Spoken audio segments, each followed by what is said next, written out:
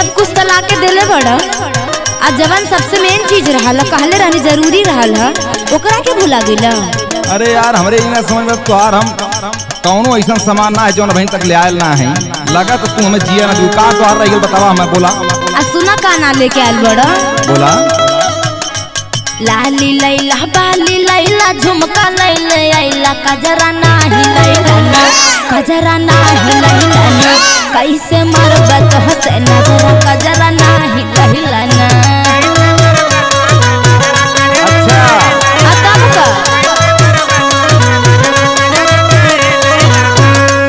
नाही लैला ना कजरा नाही लैला ना, नाही लैला ना कजरा नाही लैला ना, कैसे मरबत हसे नजरा कजरा नाही लैला ना।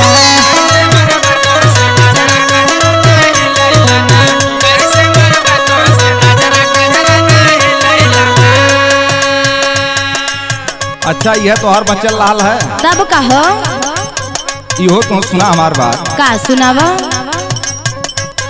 कजरा कजरा कैले रहलू लैला गोरी कजरा तन की पजरा यावना, तन की पजरा यावना, चल के तानल जाई चदरा तन की पजरा यावना।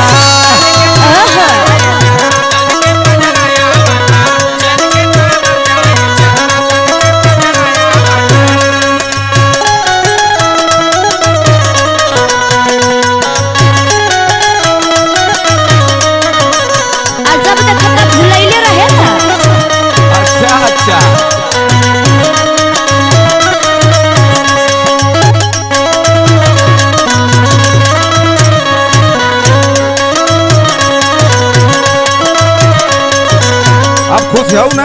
हाँ हो और तने ना और सुनो। बोला बोला तू फरमाइश जितना तू आज कुल बोल दे। सुनो साड़ी आई रहन से हो साया बाह सुडान से,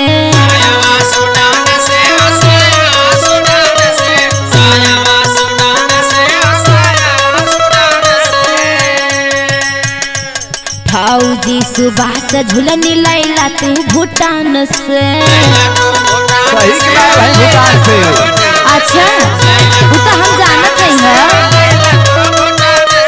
साड़ी आई रहन से हो साया बाह सुडान से, फौजी सुबह से झुलनी लैला तू भूटान से।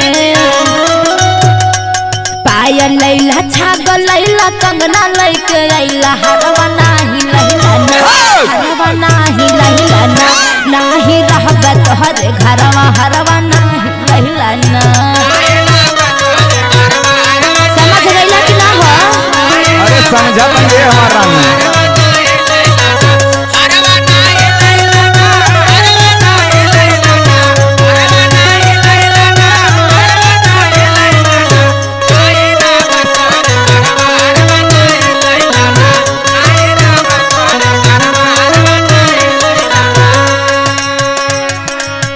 अरे ये हमार रानी सुना का हो?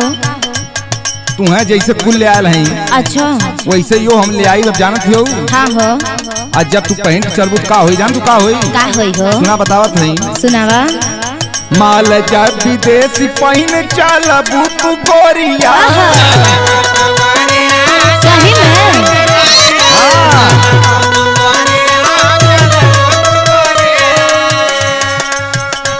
छपरा सिवान हिली हिली देवारिया।